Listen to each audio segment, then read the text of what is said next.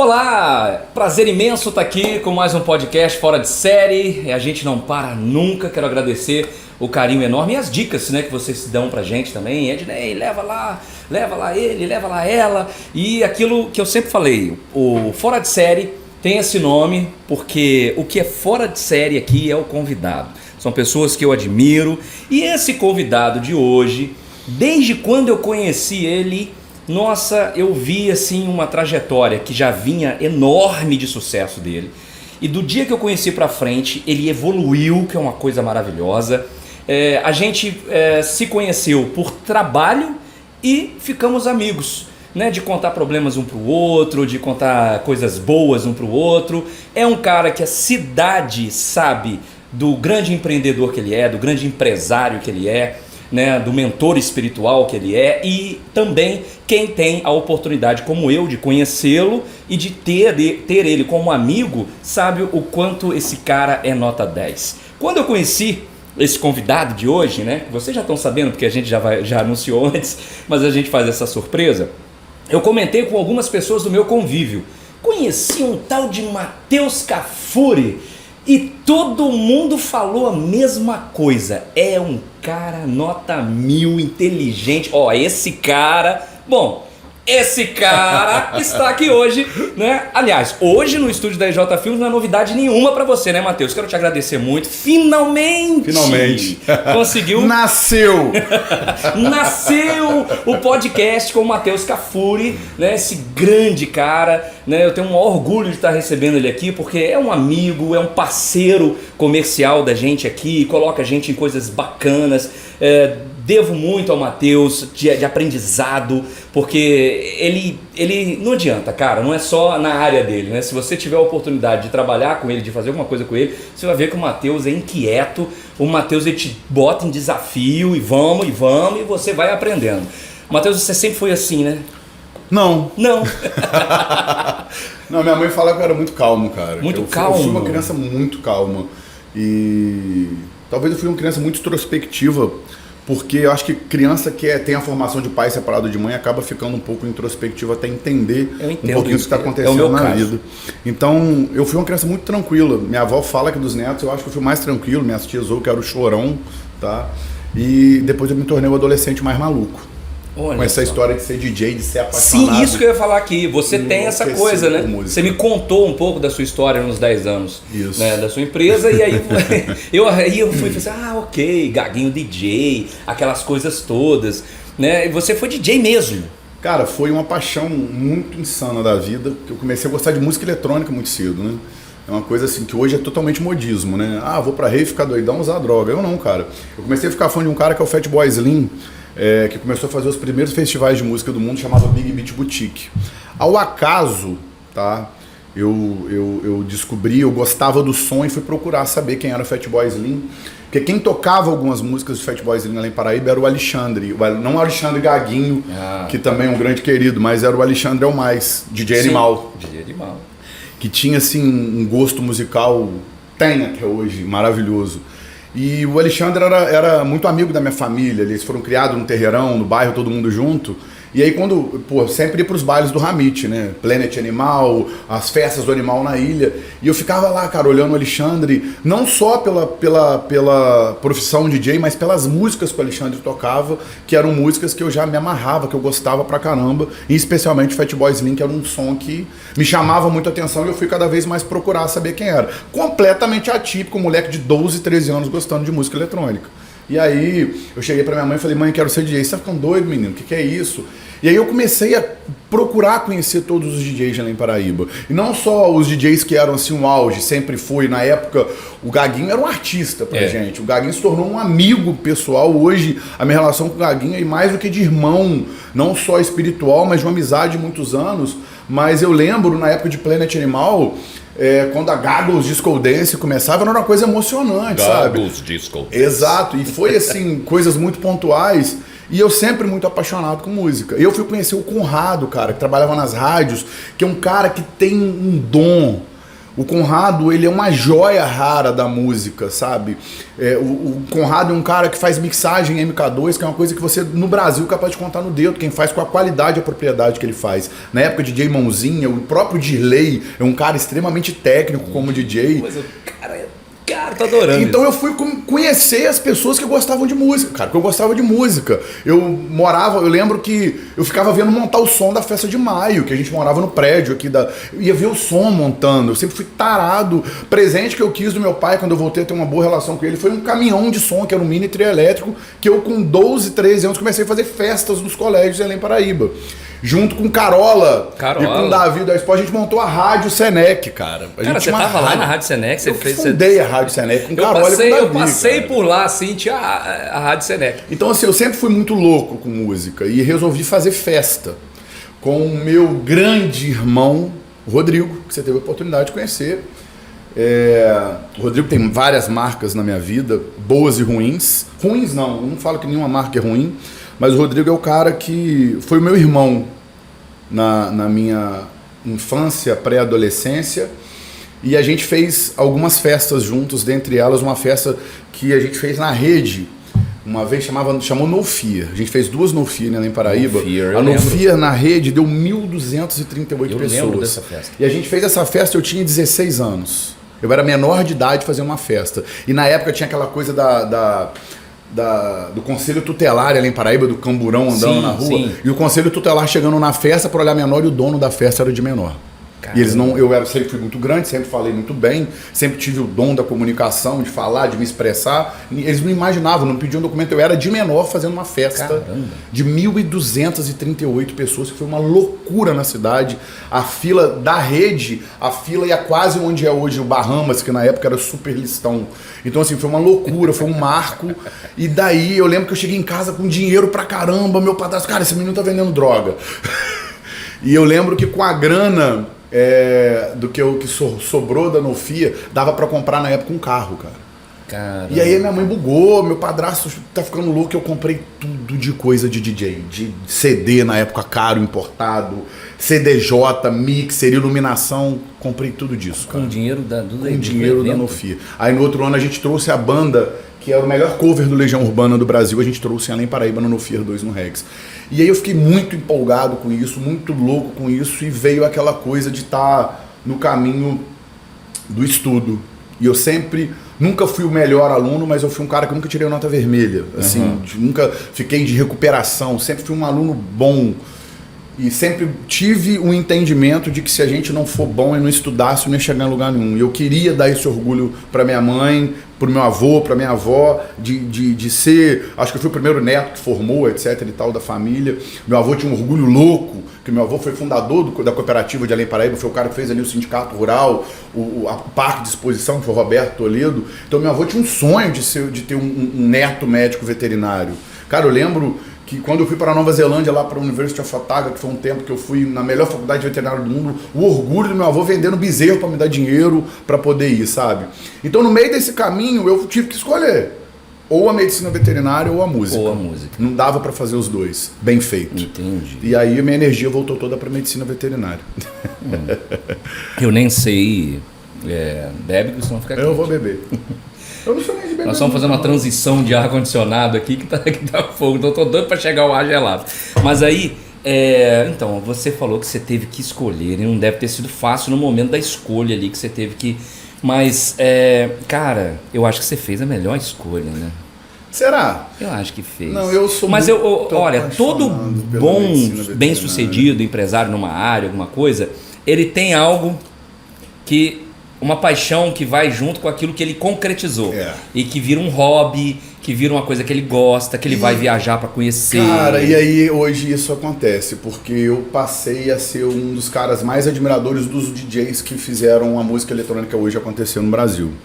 Há alguns anos atrás eu comecei a ser assim, muito apaixonado pelo Universo Paralelo, que é um festival de música que tem 10 anos que eu assim, sigo de forma apaixonada.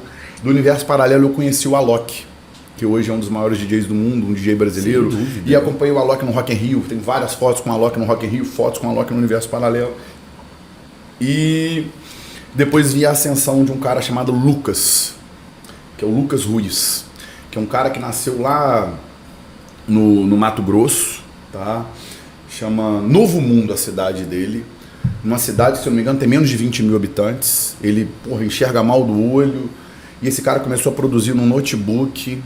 E hoje ele é um dos maiores DJs do mundo, com o título Vintage Culture. E eu comecei a acompanhar o Lucas, cara, quando eu vi a primeira festa dele. Eu com o Matheus, dentista, a gente estava numa festa. E ele chegou assim para tocar de mochila, sabe? No meio de todo mundo, ninguém conhecia. Cara, quando o cara começou a tocar... Sabe quando você chora ouvindo uma música, cara, sabe? Que aquele troço toca você, te preenche, sim, e mexe com todos os seus emocionais e mentais.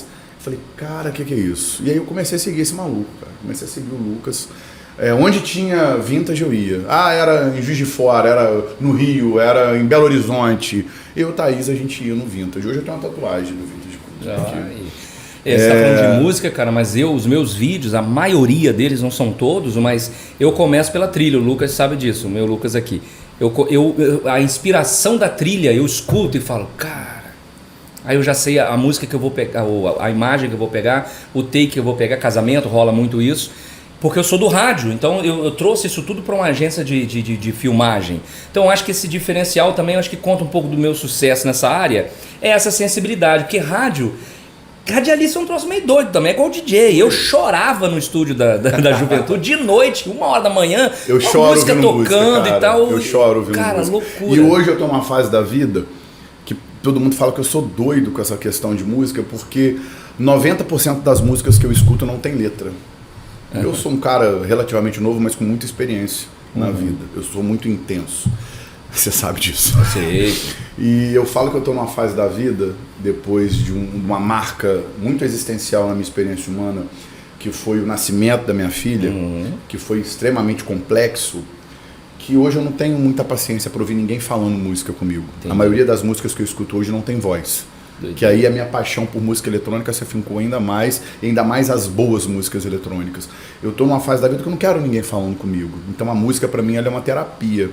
E dentro da concepção de consciência que eu tenho, a consciência de qualquer ser vivo ela é formada pelos seus sentidos.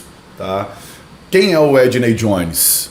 Tudo que você teve de experiência sensorial, que parte de tudo que você viu, de tudo que você ouviu, de tudo que você sentiu, de tudo que você cheirou.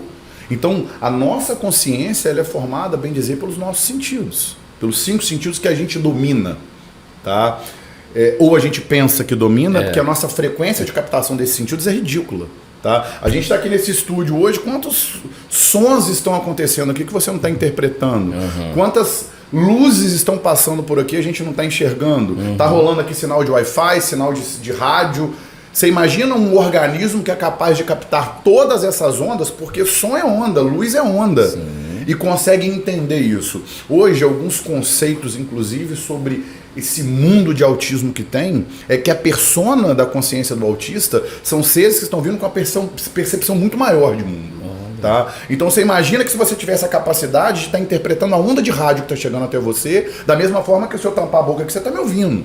E de alguma forma você estivesse interpretando o Wi-Fi, o rádio e fora as N ondas que estão acontecendo aqui à nossa volta. Então eu entendo o som, a música, como um formador de consciência. E aí a gente para analisar a questão cultural da coisa. Porra, olha o som que a galera hoje escuta nos países mais desenvolvidos comparado ao som que a gente escuta hoje no Brasil. A música, o som retrata muito uma sociedade. Tá? Hoje eu faço questão que a minha filha escute desde música clássica, rock de qualidade.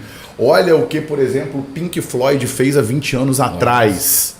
De tanto de imagem quanto de som. Para entender como que o cara, na condição técnica que ele tinha, entregou um DVD Pulse daquele.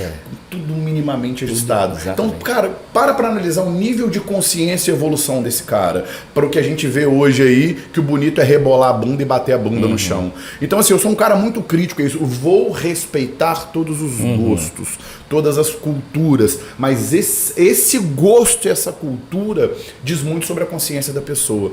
E o som e o que a gente vê é completamente educador da nossa consciência. Por isso a minha paixão insana pela música, porque tudo é som.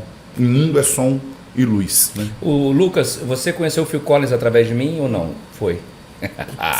Aí que você falou isso cara. aí, pô, outro dia eu tava aqui de tarde no estúdio aqui, de vez em quando eu faço isso, porque não dá, eu tenho que editar vídeo, né, gente? Não dá pra ficar ouvindo música alta. E botei na minha JBLzinha ali, o Phil Collins numa altura que danada ficou tocando aqui, e eu não tô nem aí pro prédio, vem aqui e fala comigo. Porque a gente escuta um monte de coisa aqui, batida de martelo, né, Lucas? Um monte de coisa. Então, vai ouvir o meu Phil Collins também.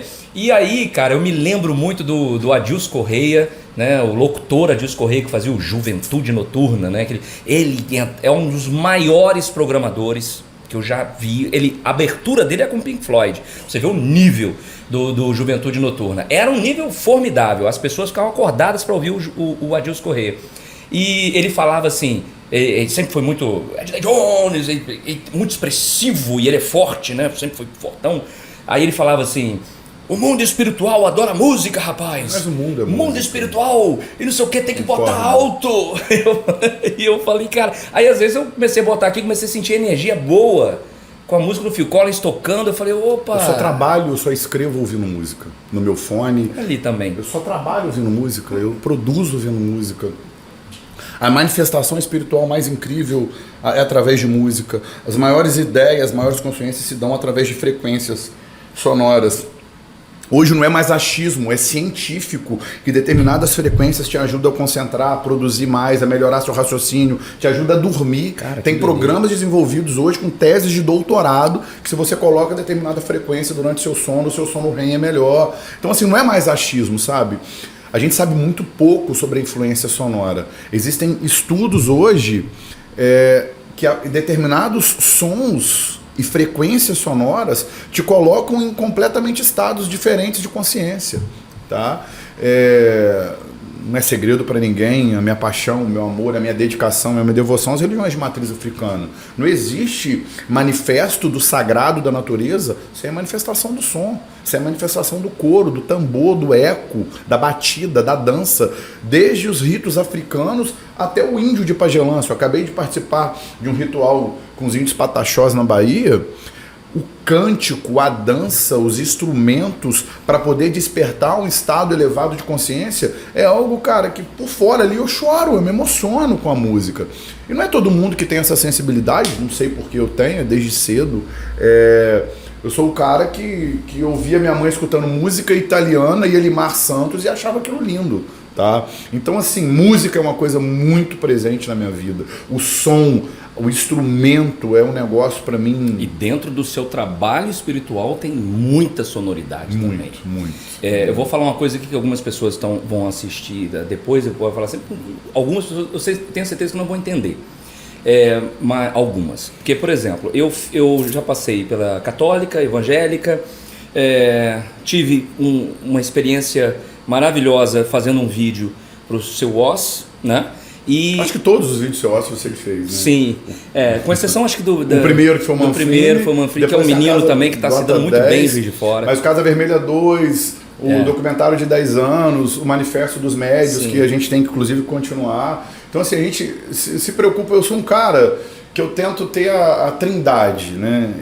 Minha vida é muito equilibrada nessa trindade, eu busco cada vez mais o equilíbrio, que é fé, trabalho e amor. São as três coisas que eu busco ter de pleno equilíbrio na minha vida, e eu entendi que essa trindade me traz a minha felicidade. Então assim, da mesma forma que eu sou extremamente intenso no trabalho, eu sou intenso na fé e sou intenso no amor. O amor envolve a minha relação familiar, a minha família, a minha mulher, que é a Thaís, que é minha amiga, minha parceira, minha amante, minha melhor amiga, e a minha filha, que é a nossa joia rara, e eu faço de tudo para ela ser o melhor ser humano possível, né, cara, entendeu? É por aí. E eu tive na igreja evangélica, por exemplo, uma experiência fantástica, emocional, de se arrepiar e de sentir coisas maravilhosas, e eu senti lá no seu Oz. E eu cheguei aqui, brinquei com o Lucas, brinquei com algumas pessoas que trabalhavam comigo na época, né? Eu falei assim, cara, que energia é aquela? São energias, então eu consegui captar energias em ambientes completamente diferentes distintos, né? Da religiosidade, e que me fizeram o mesmo bem-estar, né? Porque é uma energia fantástica. Eu acho que já passou da hora do ser humano compreender que Deus está em todo lugar, cara. Então, assim... Sabia que você ia levar para esse lado, porque é onde não tem como não falar disso, sabe? Porque Eu acho que nós que estamos aí vivendo uma experiência humana, independente de credo, de trabalho, de que vive, eu acho que a gente tem alguma obrigação de aprimorar alguma coisa em nós antes de qualquer coisa. Eu costumo falar que a saída não é para fora, cara, a saída é para dentro. E às vezes o que me toca, cara, não é o que vai te tocar. Então as pessoas são tão preocupadas com o outro.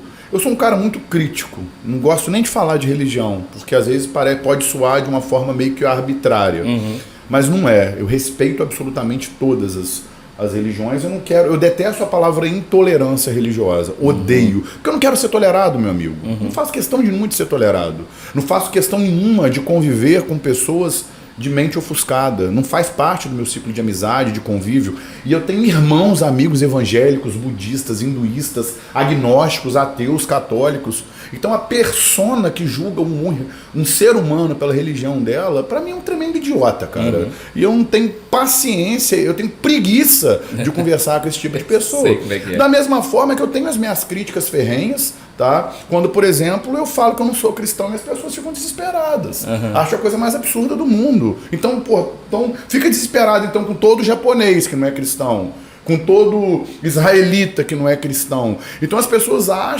enxergam no cristianismo como uma verdade absoluta. Eu acho o cristianismo lindo, eu acho a verdade de Jesus Cristo de Nazaré maravilhosa, apesar de achar a Bíblia um livro mentiroso, mas é a minha perspectiva, mas eu vou respeitar quem acha ele uma verdade do mundo. Eu não estou preocupado com que... Agora, eu estudo pra caramba, eu sou um cara muito curioso, e a curiosidade faz buscar entendimento. Tudo que você imaginar de livro, de bibliografia que existe sobre a história da religião, eu leio.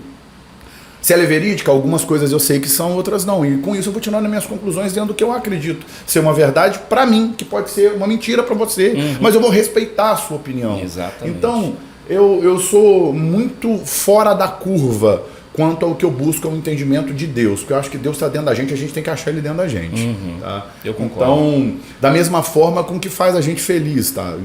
Estava ali fazendo uma palestra com você hoje motivacional para médico veterinário. Por que eu estou falando disso? Porque a medicina veterinária é uma das grandes felicidades da minha vida enquanto trabalho. Poderia ter sido a de DJ? Poderia. Mas eu fiz da medicina veterinária o meu case de sucesso. Por quê? Porque eu faço ela com amor, cara, com disciplina.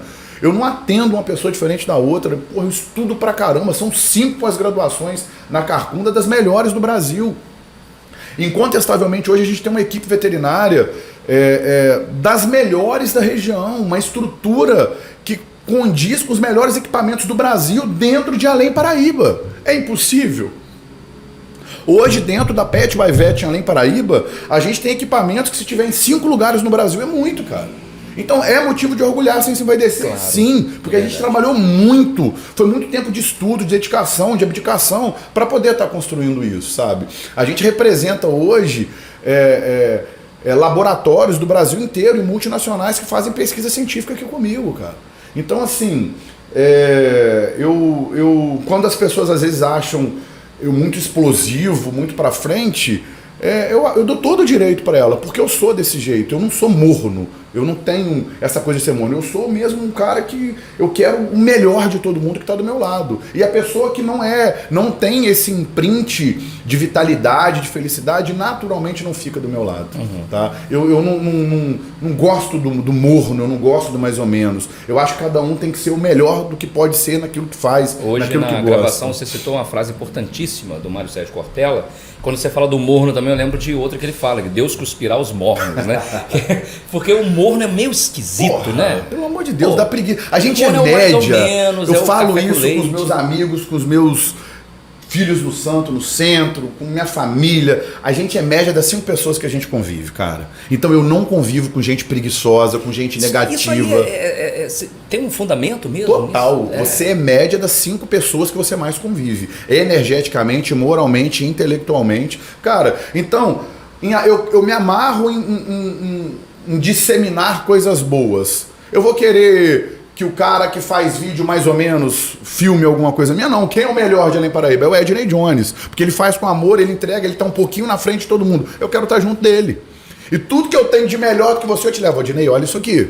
Ednei, olha o que os caras estão fazendo. Ednei, olha essa produção aqui, olha esse vídeo aqui. Por quê, cara? Quanto melhor você tiver, pra mim é melhor. Eu sou do time do ganha-ganha. Eu não acredito numa sociedade que alguém precisa perder para outro ganhar.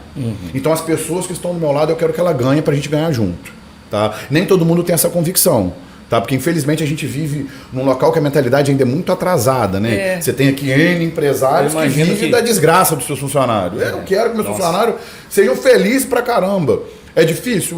Porque a nossa realidade financeira é custosa, é morosa. A gente hoje, graças a Deus, consegue trazer muito recurso de fora de Além Paraíba, porque a nossa cidade, cara, é digna de pena. Intelectualmente, socialmente, culturalmente, politicamente. Além Paraíba tem entregas traças, cara. Eu fico fora, às vezes, 3, 4, 5 dias trabalhando em São Paulo, operacionalizando em grandes centros, centro-oeste do Brasil. Você chega na Ponte do Porto, meu amigo, dá um certo desespero, de tristeza, de ser um local geograficamente incrível, favorecido, mas que, infelizmente, ficou à mercê daquela mentalidade burra do perder para ganhar, daquele feudalismo, daquele patrão autárquico, centralizador, que se pudesse botava o funcionário no tronco e dava chibatada. E tinha muito isso. Cara, tem isso. Tem, mas né? Muito. Existe um... eu entendi o que você quer dizer. Vi isso bem perto de mim. Mas assim, é porque eu já vi uma evolução. Só que assim, ela é muito lenta aqui, né? Ela é muito lenta. Eu tenho preguiça pra essa evolução lenta, sabe? Não, imagina você, cara. Que é um cara que viaja, que vai... Pô, eu já filmei alguns eventos que você me colocou neles. Eu sou muito observador, sou quietinho na minha e tal, eu fico ali, mas eu fico vendo as pessoas que estão à sua volta, as pessoas que você está se relacionando, eu fico vendo as trocas de olhares, eu fico vendo tudo isso, eu fico vendo lá quando eu tô lá filmando, cara. Isso não vai pro filme, mas vai aqui dentro. E eu fico cada vez mais compenetrado nessas coisas, eu fico imaginando, eu falo, cara, o Matheus, cara, isso aí que você falou. Eu falei, o Matheus quando voltar... Entendeu? Então, porque é isso, é um mundo, e aí você tem que ter uma paciência tremenda também com isso. Mas a fé é uma coisa muito doida, cara, porque eu também parei hoje pela fé. É a minha cidade de nascença. Amor também, a minha certeza, mãe tá cara. aqui, que a minha igual família. Eu também, eu amo Paraíba, cara. Eu tenho... nos últimos anos, cara, eu acho que semanalmente... Aqui a gente não faz corte. Né? As minhas propostas de ir pra fora, sabe? Querido Lucas. Mas hoje o meu compromisso com a cidade é muito grande. Espiritual, material. E, cara, eu tenho funcionários, amigos. Criamos aqui uma empresa de sucesso, empresas de sucesso. Bem dizer, eu e Thaís, direto e indiretamente, a gente tem, cara, quase 50 funcionários, sabe? E não são 50 funcionários dentro daquele rito autárquico, sabe? Centralizador, não. São funcionários que sentam na mesa com a gente, conversam, opinam sobre o negócio. E muitos deles são participativos da lucratividade, do crescimento do negócio, da empresa. Lógico, a gente não pode generalizar, que tem aquela mentalidade ainda ofuscada, que quer ir lá trabalhar, ganhar seu salário e tá bom demais, sabe? Sim. Mas eu trabalho a mudança constante disso, sabe? Eu espero muito, sabe, de verdade, que Além Paraíba possa tomar outro rumo. E uma coisa que eu aprendi com meu avô, eu não esqueço, é assim, quando as coisas estão muito ruins, que você acha que ela está muito ruim, é porque tem um sinal, ela vai melhorar. Entendi. Então, assim, a minha esperança é que Além Paraíba melhore, assim, surpreenda, aconteça, assim, uma grande coisa, sabe? Uma grande empresa, um grande empreendedor, assuma de fato uma gestão estratégica política, porque você não precisa ser político para fazer política, tá? Hoje eu não vou deixar de olhar as minhas coisas. Hoje sou gerente nacional de uma empresa fascinante, que é a Diagnóstico Vet do Grupo Covalente. Durante 3 anos fui gerente nacional de produtos de um dos maiores laboratórios veterinários do país, que é a Provete Simões.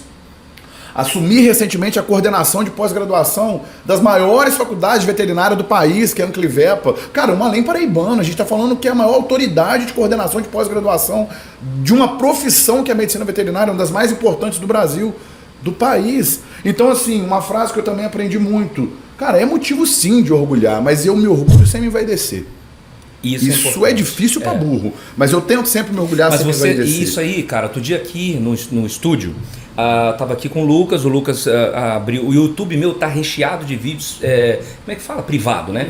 Que eu privei ali por N motivos e tal, eram vídeos mais antigos e tal. Aí um dia e eu gostei de ver, porque ele gostou de acompanhar. Porque ele viu ali, e eu vendo com ele, eu me surpreendi com aquelas coisas ali. No quesito filmagem, produção de vídeo aqui na cidade, a minha história, se eu não contar, eu falo com ele, quem vai contar?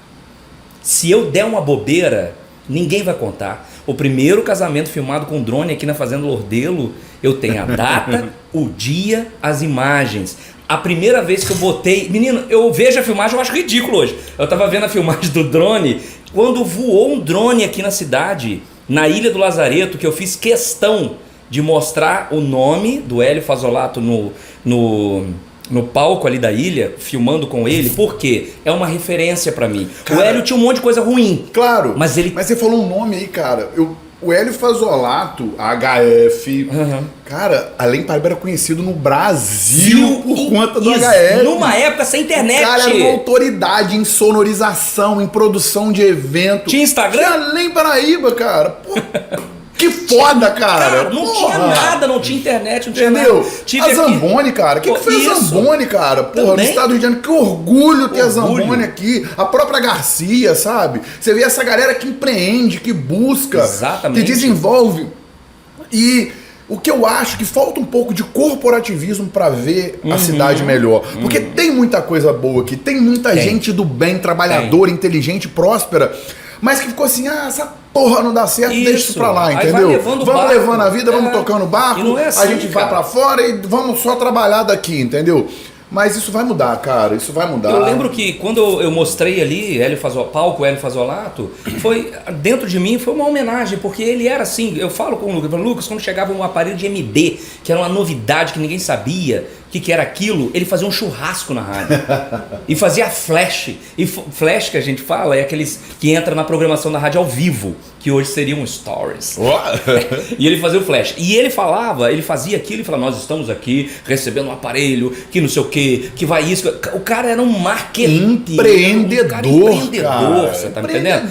Cara. A Luísa Chacon teve aqui, ela ia pequenininha no HF, eu nem poderia imaginar, e a mãe dela trabalhou muitos anos lá, e a gente falou sobre isso. Eu falei assim, olha, eu passei a vida inteira ouvindo críticas da Fexpo, na gestão Hélio Fazolato. Muita gente do contra, muita gente metia o pau, aí beleza, acaba o HF. Tudo bem que nós temos aí a Fazolato Eventos, todo respeito ao Luciano Fazolato. Isso aqui eu não corto não, tenho um respeito enorme por ele. Hélio Fazolato fazia uma festa da cidade como ninguém até hoje fez. Miss Exposição, Miss Fexpo, 2 palcos, atrações o tempo todo. O cara era um visionário, senhorzão daquele jeito. Sabe, talvez ele eu tinha 17 anos quando eu subi no palco da ilha pela primeira vez na vida, movido por 2 uísque que o Hélio Fazolato me deu porque viu que eu tava nervoso. Eu tinha 17 anos, ele me botou com 5 mil pessoas no palco da ilha. Esse cara tem que ser assim, cara. Entendeu? Eu sou meio assim, cara. Eu sou muito da execução. Tem que ser assim. Executa e pronto. E, cara, eu lembro da exposição criança, lá o Sindicato Rural ali, aquela área ali, tem lá o nome do meu avô, né? Roberto Toledo, tem a placa lá. Cara, tinha negócio de boibol, tinha várias atrações do sindicato. Isso. Minha mãe, minha tia, era uma entrega. E sabe por que eu acho que dava certo? Porque as pessoas faziam um negócio com amor, cara. Eu acho que o dinheiro era consequência. O cara ganhava dinheiro pra caceta, mas o dinheiro não era a prioridade. Hoje, infelizmente, a maioria das coisas, a prioridade passou a ser dinheiro. Da conversa da sua festa, um menino menor de idade fez uma festa para 1.200 pessoas que você falou, 1.200 dentro de um clube e ganhou dinheiro pra caramba, tava ali e não fiz pra ganhar dinheiro. Eu não fiz pra ganhar dinheiro. E assim, os maiores dinheiros que eu já ganhei na minha vida foram fazendo coisas que eu não fiz com o objetivo no dinheiro. Tudo que eu ganhei muito dinheiro até hoje e ganho, o dinheiro nunca foi a prioridade. A prioridade foi fazer o melhor. Eu entendo perfeitamente. Foi entregar, foi fazer com amor, foi fazer com carinho, com dedicação. E o churn disso, o retorno disso, o poder de fala, de palavra que isso me deu foi assim incontestável. Eu nunca fiz as coisas mais especiais da minha vida como tendo o dinheiro como prioridade. Porque eu acredito muito que o dinheiro é energia. Dinheiro é energia. Eu não acredito não. O dinheiro é energia. Que o dinheiro ele é conquistado por uma doação que ele vai te trazer energia. Tanto que a energia ruim, o dinheiro quando vem de uma ação negativa, errônea, ele vai trazer muito caos e injúria. Tá? Isso é visível a quem quiser ver, tem que ser um retardado para não perceber isso. Tá? Às vezes as coisas que o universo, que a natureza, que Deus, ou seja lá o que você queira chamar, mostra na nossa cara, e eu tenho essa coisa de ficar percebendo as histórias familiares, karmáticas, como você queira chamar, e o que cada um gera para suas famílias, porque vem depois, isso é visível, cara. Isso é visível. A lenda muitas vezes do vô rico, pai pobre, neto pobre, sabe? De vir de uma conquista talvez negativa, traumática, que gerou dor de alguém. O universo é muito perfeito, eu acredito muito nisso. Eu também. E o fluxo de energia e a cobrança, ela é muito natural. Então, assim, eu sou um cara que faço a medicina veterinária por amor, toco a religião, a fé, que a gente busca compreender um pouquinho Deus e transformar vidas, transformar pessoas com um intenso, inteiro amor. É caridade, é fé, é amor.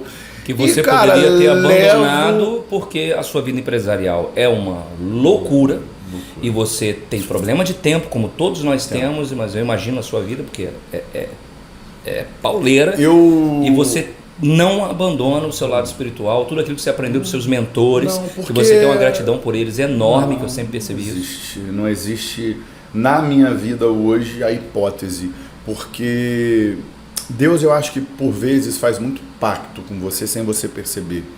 Os nossos juramentos com Deus, eles são muito visíveis e muitas vezes eles são quebrados pelas pessoas. Eu costumo falar, dentro do pouquinho que eu tento discutir, que durante a vida a gente faz vários juramentos, né? E uma vez eu peguei a curiosidade de ler. Quando você completa o ensino fundamental, tem um juramento, lá da antiga 8ª série, 9º ano agora. Quando você completa o ensino médio, tem outro juramento. Quando você forma numa determinada graduação ou curso técnico, tem um juramento. E aí eu estava fazendo uma análise, se todas as pessoas respeitassem os juramentos dos ensinos, do ensino médio, da profissão, cara, o mundo era muito melhor. Então, às vezes a gente faz um juramento para nós mesmos e não cumprimos. E quando a gente engana a nós, a gente engana a Deus, na minha concepção. Porque Deus está dentro da gente. Por que Deus é infinito? Porque Ele está num pedacinho de cada um, cara.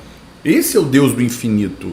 Tá? Onde está a consciência de Deus? Dentro da sua, dentro da minha, dentro da dele, dentro de quem está assistindo, que é muito diferente da outra. Por isso que Deus é uma coisa infinita.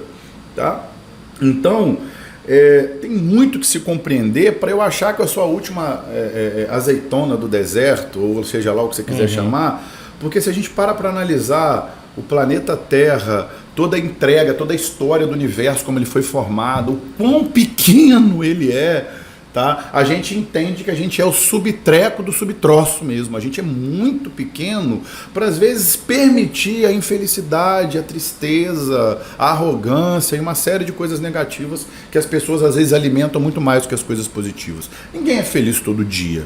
A experiência humana te propõe, às vezes, a desafios dolorosos, complexos. A relação humana, ela é difícil, mas a gente tem que, pelo menos, diariamente tentar ser feliz. Eu acho que a felicidade é obrigação de qualquer ser humano. E eu acho que quando você encontra ou busca ela com frequência, com certeza, é uma maneira de você estar perto de Deus, independente do credo, da religião, etc e tal. Porque religião vem do termo lá, religare. Nem todo mundo precisa dela para se conectar com Deus, entendeu? Então, eu sou bem convicto dentro de mim de que a gente está aqui para ser feliz, cara. E independente, eu acho que. E essa busca da felicidade ela é individual. Então respeita a busca da outra pessoa, porque se ela é feliz assim, ela tá certa. Ninguém tá errado. Tá? Ninguém tá errado pra mim. Então, às vezes as pessoas acham que eu sou doido. Até a pessoa mais inescrupulosa na hora do ato dela, na convicção dela, ela tá certa. Então, assim, tem que ter muita cabeça para poder entender isso. Mas a verdade é essa. Por isso que. Eu também concordo com você. Tem muita coisa que você disse que... Virou assunto de doido, né?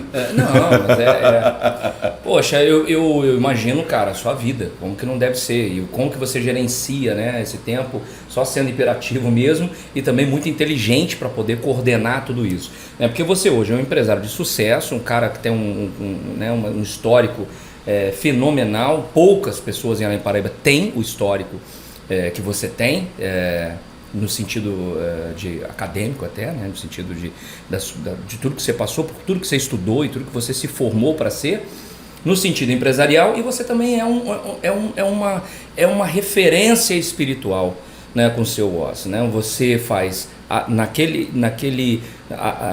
ali no seu núcleo religioso, ajuda, caridade, ajuda pessoas que chegam lá quebradas, desesperadas, se reconstroem, e elas, quando se reconstroem dentro, elas ficam devotas, elas ficam realmente, porque é uma gratidão eterna. É aquilo que você falou, muitas pessoas chegam e de cara ficam. No sentido ali do seu trabalho que você faz ali, que nós já conhecemos, bom, pelo menos eu que sou seu amigo e já trabalhei em vídeo, conhecia a sua história com até, né, o seu Oz, a construção de tudo aquilo lá. Como que você lida, como eu já talvez até saiba a resposta, mas como que você lida com os comentários maldosos a respeito do trabalho religioso que você faz, que as pessoas não conhecem a fundo, mas criticam de forma mentirosa, vergonhosa, que eu sei que é injusta, porque eu já me deparei com um tipo de comentário, porque eu conheço você e conheço o trabalho que eu vi lá. Muito bem, o seu Oz, ele completou ano passado, ano retrasado, 10 anos, ano passado 11 anos de existência em Além Paraíba. A minha trajetória dentro do rito banto ameríndio é já desde 2006, mas as minhas experiências espirituais, mediúnicas, desde os meus 9 anos de idade. E quando eu vim para Além Paraíba e a espiritualidade da casa lá em Teresópolis me deu a missão de abrir o seu Oz num local que visse a linha do trem, e tudo isso tem um porquê. Além Paraíba tem uma marca muito grande, karmática, com todos os acontecimentos que aqui tiveram da rede ferroviária. Tá? Muitas doenças foram geradas pelo ferro sendo derretido, muita dor foi feita nas construções de trilho de trem, muitas famílias ligadas à rede ferroviária, tem muitas marcas karmáticas aqui. Então a espiritualidade me pediu que a gente tivesse uma casa que visse a linha do trem. Por sinal, ver a linha do trem e os torreões, né? Tudo foi muito planejado. Então existe uma marca em Além Paraíba muito grande. Engraçado que o mapa da cidade tem um trem, né? Tem. E, então assim, eu sou muito ligado às simbologias, aos misticismos e às histórias de cada lugar. Então Além Paraíba tem uma força ameríndia muito grande, porque aqui tinha os índios puris, que é a mesma tribo dos índios lá de Bitipoca, olha que doideira, que é um grande lugar místico aqui de Minas Gerais, lá na Serra. São as mesmas tribos indígenas de Além Paraíba e Bitipoca. Realmente... Olha que doido. Então assim, eu fico muito ligado a tudo. Então quando eu vim para cá, eu vim para trabalhar na FEAP, e eu vim para dar aula, eu nunca fiz questão de falar da minha religião. Eu acho que religião é igual a sua cueca. Ela tá em você, você que escolheu, ela tem que te dar conforto, mas ninguém precisa saber. Entendeu? Por outro lado, tem aquelas pessoas que estão muito preocupadas de expor. Tá? Eu tenho hoje uma guia que tem uma série de simbolismo religioso que anda comigo. Em alguns trabalhos no qual eu participo, eu tiro ela e coloco no bolso. Tá? Eu não gosto de ser invasivo com ninguém. Mas eu tinha um pouco de vergonha, porque no início eu percebi que muitas pessoas não se aproximavam de mim, muitas pessoas me questionavam. Quando a Pet by Vet começou a existir, eu perdi clientes quando o seu Oz veio depois da Pet by Vet. E isso foi algo que no início me preocupava muito. O que o outro pensava me preocupava muito. E hoje eu tenho preguiça, pena desse tipo de pessoas. E o pensamento, a fala, o local de fala dela é tão baixo perto de mim que não me atinge absolutamente nada. Mostra o quão miserável é a consciência dela, o quanto ela tem para aprender. Tá? E existe muito isso, tá? Independente de classe social. Tá? O preconceito ele não está pontual em classe social, e o preconceito é a coisa mais ignorante, mais burra que eu conheço, porque eu dou total direito e poder e local de fala de alguém criticar alguém que foi lá, conheceu, viveu a experiência, estudou e entendeu o que é. Aí você pode falar o que você quiser. Agora, uma pessoa que nunca foi, não sabe o que é a história da religião, tá? Que Umbanda, não é essa Umbanda que nasceu do Zélio Fernandino de Moraes em Niterói. Umbanda vem do sânscrito, que é a língua mais antiga do mundo, que significa caminho de luz. E todo ser vivo está na busca de uma luz. Dentro dos conceitos de história e religião, é a religião mais antiga do mundo. Antes do cristianismo, do catolicismo, né, cristianismo católico, antes até do budismo. Você tem a marca do Ahum Bandu, que é o caminho de luz, que é a filosofia que eu acredito. Então lá, a gente estuda budismo, hinduísmo, cristianismo, a gente estuda a Bíblia, cara. Mesmo sendo um livro ao meu julgo e opinião, cheio de contestações. Tá? Mas a gente estuda a Bíblia, o cristianismo, o hinduísmo, o budismo. A gente estuda medicina de todas as formas, a homeopatia, o reiki. Então a gente é um verdadeiro caminho de luz. E dentro de cada persona individual a gente tenta lapidar aquele diamante da melhor maneira possível, porque todo ser humano tem muita virtude. E às vezes a formação e as máscaras que você vai criando na sua formação profissional e pessoal, elas vão te deturpando e fazendo você deixar de ser quem você é. Então, por exemplo, o Matheus, o Dr. Matheus, que chega na Pet by Vet para atender às segundas e terças-feiras, que hoje, bem dizer, eu atendo só segunda e terça eu opero. É o que eu consigo. Mas eu tenho uma equipe, modéstia à parte, pode falar palavrão, né? Eu tenho uma equipe hoje de veterinário foda comigo, sabe? Eu tenho muito orgulho. A Pet by Vet hoje tem um corpo clínico foda. Então, às vezes as pessoas, eu quero o Matheus não tá aí. Cara, qualquer pessoa que tá lá, tá comigo, sabe? A gente discute cada caso clínico pontualmente.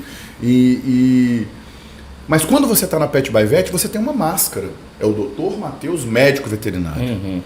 Quando eu chego no CEOS, eu tenho uma outra máscara. Sim. É o Matheus Cafuri Babalaú de Umbanda. Ali tem sims e não, tem regras, tem o que pode, o que não pode, tem respeitos, tem deveres. Quando eu tô dentro da minha casa com a minha mulher e com meus amigos, eu sou outra persona. Quando você tá ali na casa da sua avó e da sua mãe, você tem outras personas de respeito. E aí eu sempre pergunto para as pessoas, quantas vezes na sua vida você despe todas as suas máscaras e é você? Para mim, tá aqui hoje é difícil pra caramba. Porque eu não sei qual Matheus que você tá entrevistando. Você tá entrevistando o seu amigo. Porque aqui você não tá entrevistando o veterinário, o Babalaô de Umbanda, o referência profissional naquilo que ele faz. Você tá falando e deles. muito menos o marido da Thaís. Então você percebe que cada pessoa tem várias personas e dificilmente ela consegue tirar todas essas máscaras que às vezes a sua família te colocou, a sua escola, a sua formação, a sua educação te construiu. E às vezes essas máscaras dão um peso tão grande na personalidade da pessoa que ela não consegue ser ela. Aí vem a ansiedade, a tristeza, a depressão.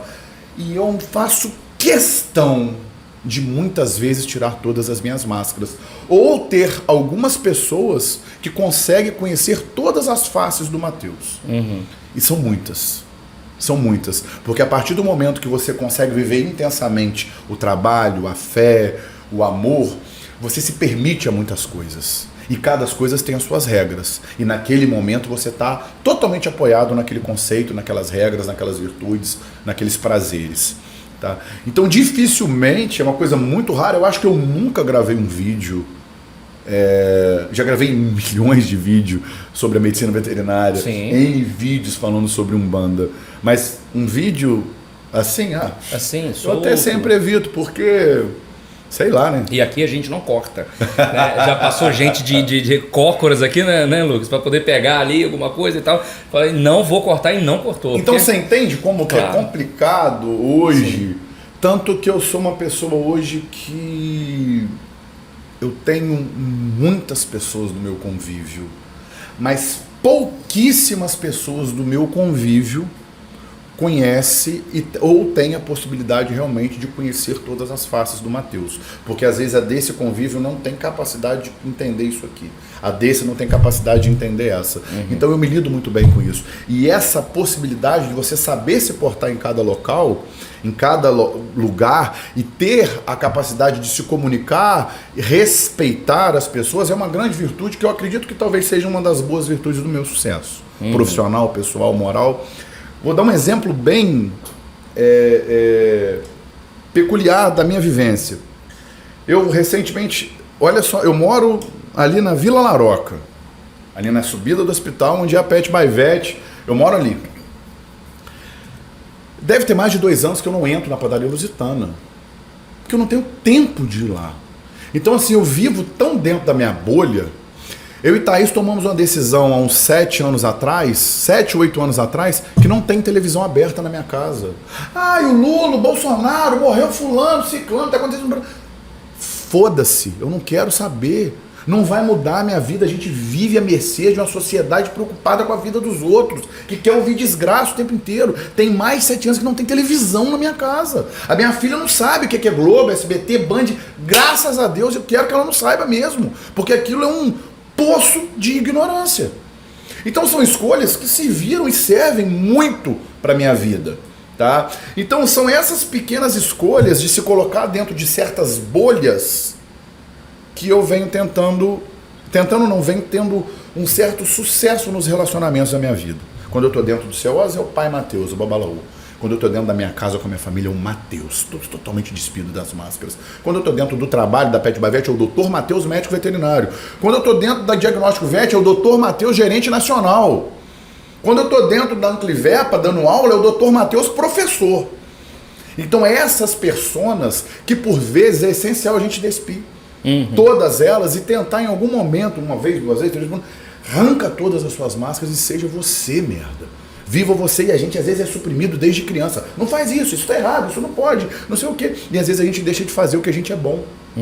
Às vezes a gente deixa de fazer o que a gente gosta, a gente tem vergonha, a gente está preocupado com o que o outro vai pensar. Então, voltando à fala que você me deu permissiva, a pessoa que me julga, eu até brinquei com você assim, deixa ela me julgar, falar de mim, eu só vou me preocupar com ela se ela pagar minha fatura de cartão de crédito. Aí ela pode falar o que quiser de mim.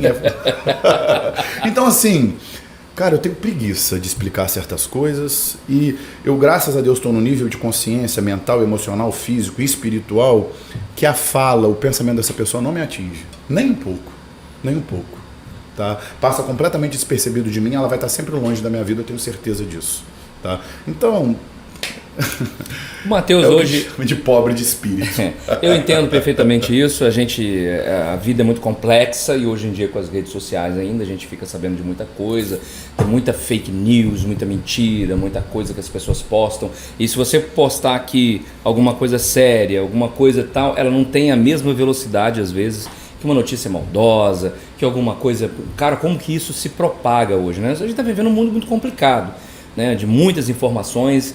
E assim, teremos assunto aqui para nossa madrugada inteira, sem sombra de dúvidas, porque primeiro, né, porque você tem todas essas facetas aí, né, que a gente conhece e tem assuntos para tudo. Você teve você gosta de viajar? Muito. Você acha que viajar aí você tem um outro lado seu? Você consegue desligar? Tem que ser, né? Olha, eu cheguei a ficar um período que eu estava muito dedicado ao trabalho, assim, muita dificuldade de me desconectar. Teve uma época que você deu um piripaque. Burnout. Acho que juntou uma série de consequências. Essa síndrome é louca, né? Eu estava 5 anos sem férias. Hoje eu tenho um ritmo de trabalho de 12 a 15 horas dia. Até hoje. Mas eu estava numa fase que eu não estava em nenhum momento tirando todas as máscaras. Eu estava sempre com alguma.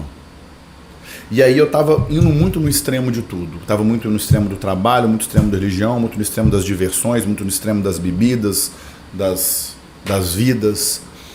Então, assim, eu acho que esses extremos todos foi um bate no peito. Eu fui comunicado, fui avisado, segura, tá errado, blá, blá, blá, blá, blá, blá. Mas casa de ferreiro, espeto de pau. E aí me desligaram a chave geral. Eu tive experiências extremamente complexas,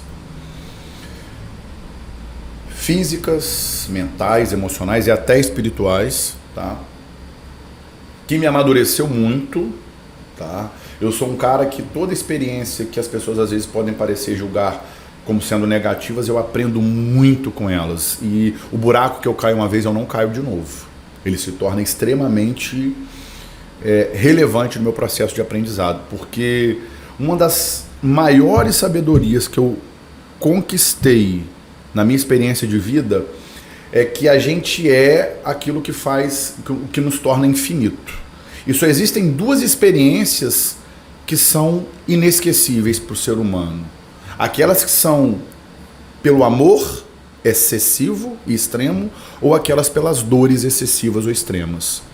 Então, a formação de um ser é aquilo que te faz infinito, inesquecível. E o inesquecível se dá pelas experiências de amor absurdo e pela dor absurda. Então, todo amor muito absurdo, o nascimento da minha filha, o dia mais feliz da minha vida, uma surpresa especial, uma conquista de um trabalho, a gente sempre lembra daquilo.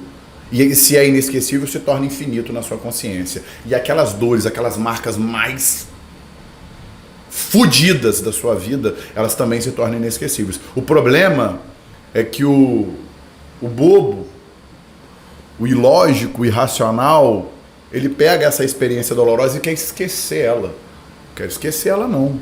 Eu quero lembrar direitinho dela porque ela serve totalmente de arcabouço estrutural para aquilo não acontecer de novo. Então eu costumo falar, se eu passo nesse chão aqui, ele machuca meu pé, a segunda vez que eu passo eu vou botar uma bota 7 léguas. E eu vou continuar passando por ele.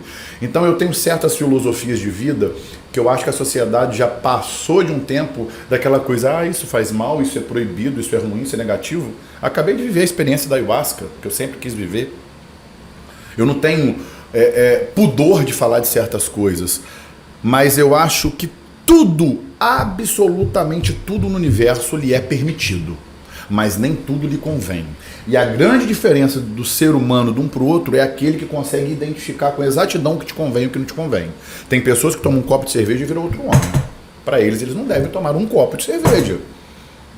Ou seja, eu sempre busquei na minha vida que nada me controlasse. Eu não tenho vício nenhum. Nenhum. Talvez o meu vício seja ser feliz. Mas talvez pode ser uma virtude. Mas eu não tenho vício nenhum. Tá? Mas eu também não me limito a nenhuma experiência. Não é todo ser humano que pode ter esse nível de consciência, porque às vezes a pessoa se vicia nisso, se vicia naquilo, tudo lhe é permitido, mas nem tudo lhe convém. É muito complicado. Isso é muito complicado, porque o ser humano, para chegar no nível de consciência, de entender o que não lhe convém, porque aí entra o ego. E a vaidade é a maior contrariedade do ego. Tá? E aí a pessoa, não, que isso, é só uma champanheta aqui, é só um copinho aqui, é só isso aqui. Na hora que você percebe, é um viciado, é um drogado, é um perdido, é uma pessoa que gasta a sua energia completamente naquela boemia, naquele jogo, naquela felicidade comprada. Então eu encontro a felicidade em todos os lugares. A mesma felicidade que eu tenho de sentar e tomar uma garrafa de uísque, de ir para o maior festival de música eletrônica do mundo e ter as experiências mais malucas, é a felicidade que eu tenho de estar em cima da cama com a minha filha. É a felicidade que eu tenho de estar fazendo um churrasco e almoçando com a minha mãe, ali no restaurante fundo de quintal, ali no árabe. É a mesma felicidade que eu tenho de dar eu e minha mulher passeando no vassourão, vendo a minha filha andar de motinha. É a mesma felicidade que eu tenho de estar deitado na minha casa lendo um bom livro. Então as pessoas às vezes colocam a felicidade como uma coisa muito pontual na vida. É a mesma felicidade que eu tenho de ver pessoas sendo transformadas na religião. É a mesma felicidade que eu tenho de ver um orixá nascer e ver aquela pessoa compreender Deus naquele dia. Então eu acho que a gente precisa disso, Como sabe? é que você define espírito? Espírito. Alma. Espírito. Alma. Isso, difícil, hein? Difícil. Como é que é decidir? Porra, isso daí você Como é quer que... me complicar. Não, eu queria saber. Só uma outra pergunta que eu queria fazer para você.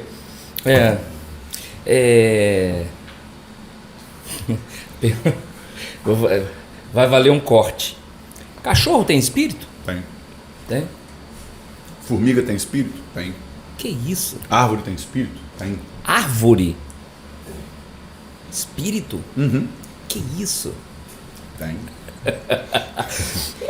Mas aí tá, ok.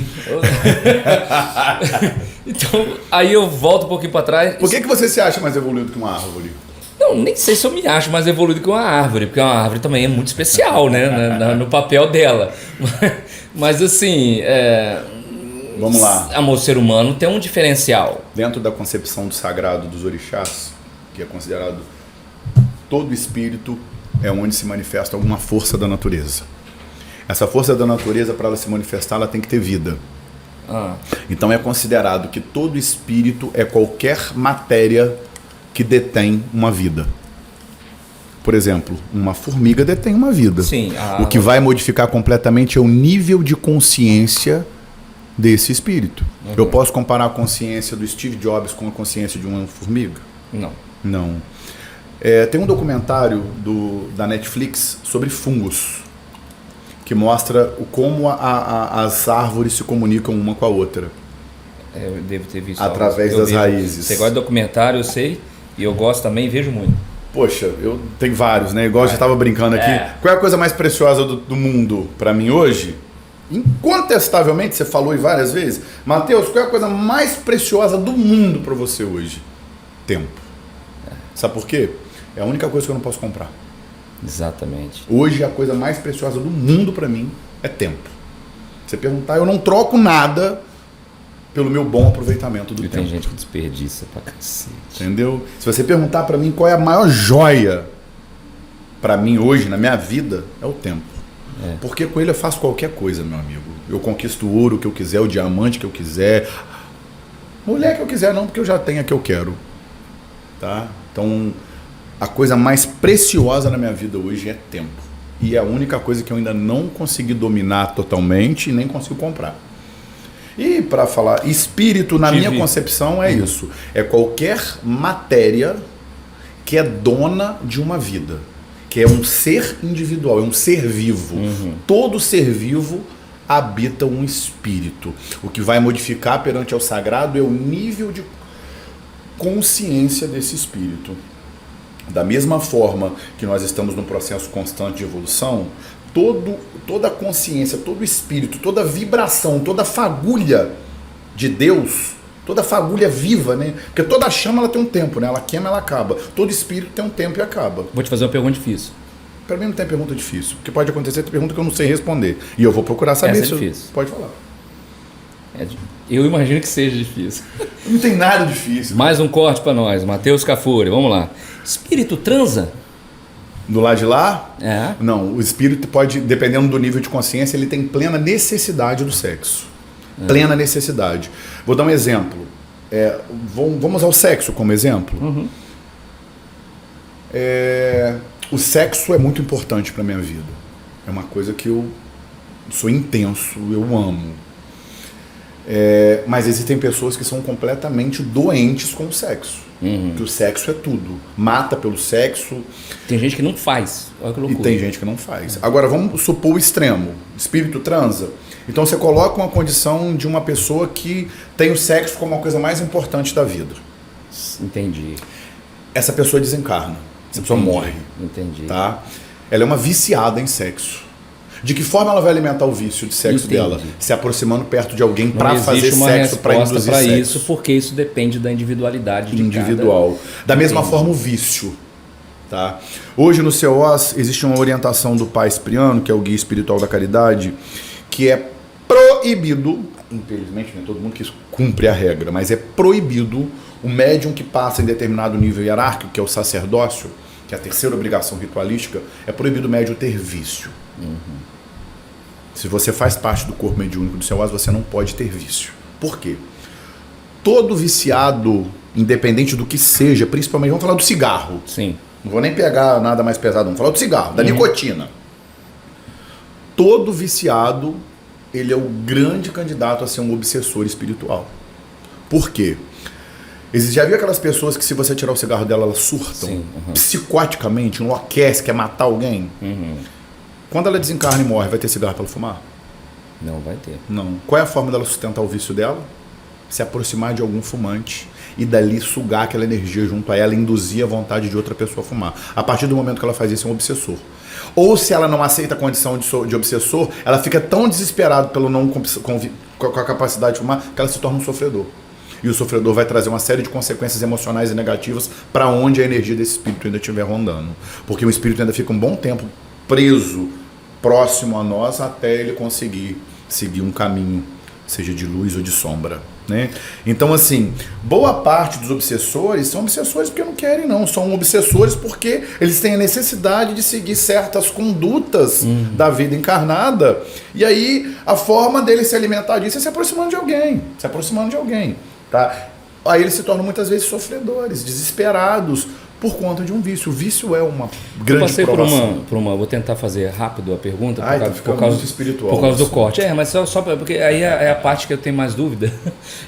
Tipo assim, eu passei por uma experiência estranha uma vez, que foi, eu era repórter da rádio, e tinha um conhecido meu de Amapará, o povo lá conhece, eu vou preservar o nome, ele passou por mim, eu estava prestes a entrar no ar, ao vivo, e ele passou de bicicleta, e ele disse assim para mim, na bicicleta. E ele estava tomando alguns remédios e tal.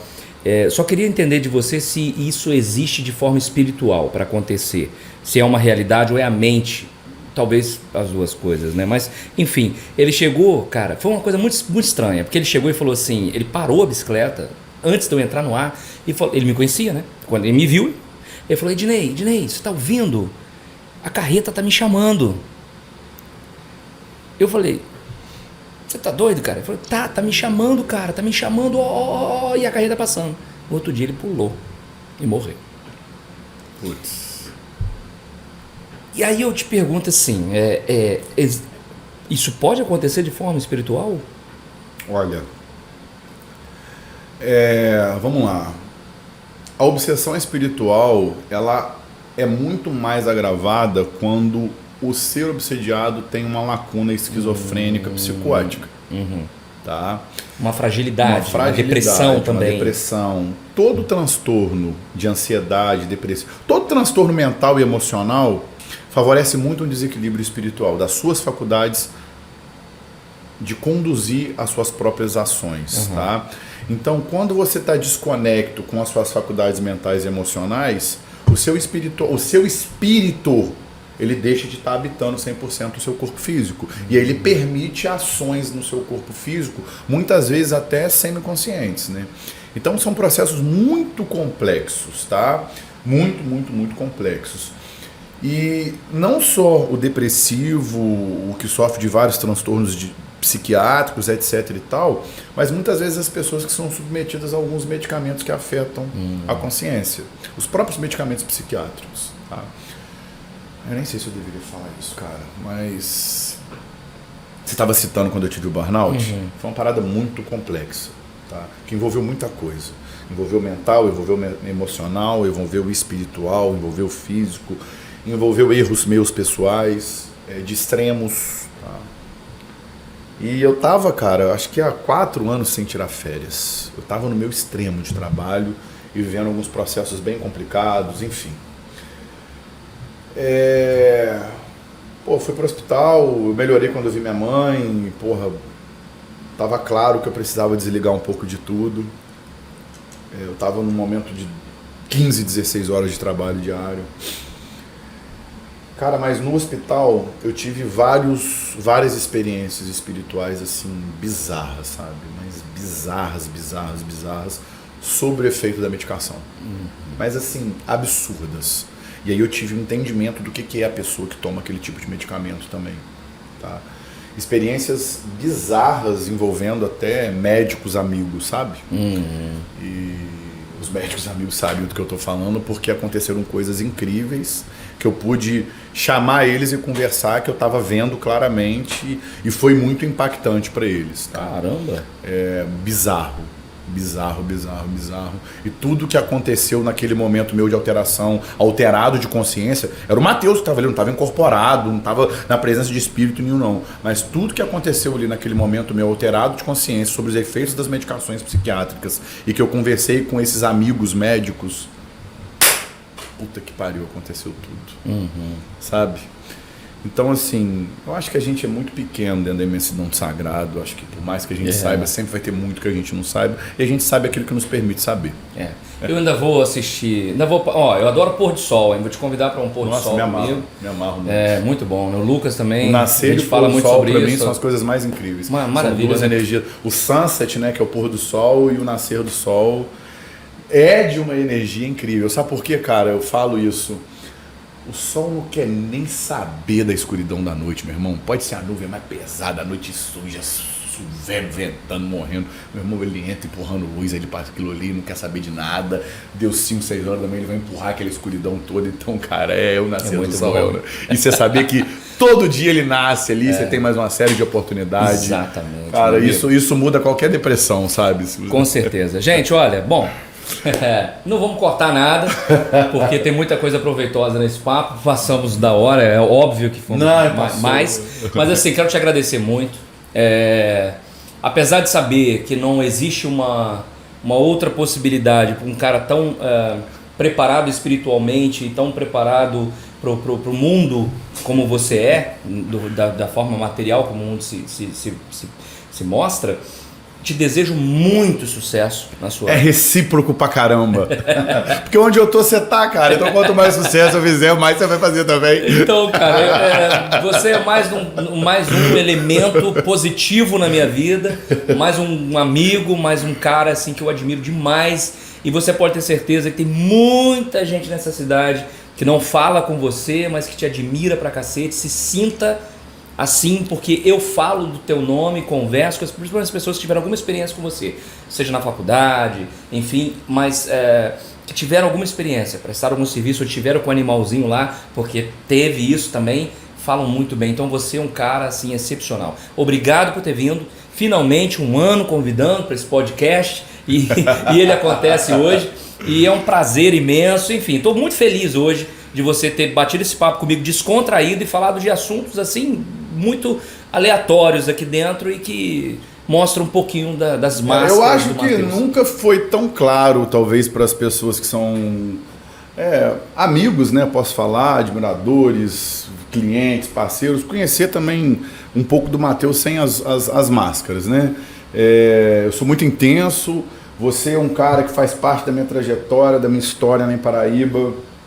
Eu te conheço há mais tempo do que você me conhece, evidentemente, né?